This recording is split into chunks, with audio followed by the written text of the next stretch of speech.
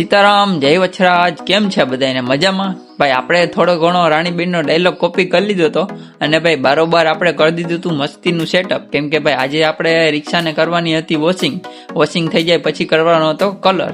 તો ભાઈ આપણું છે ને સેટઅપ થઈ ગયું હતું આખું રેડી, તમે જોયું એ પ્રમાણે.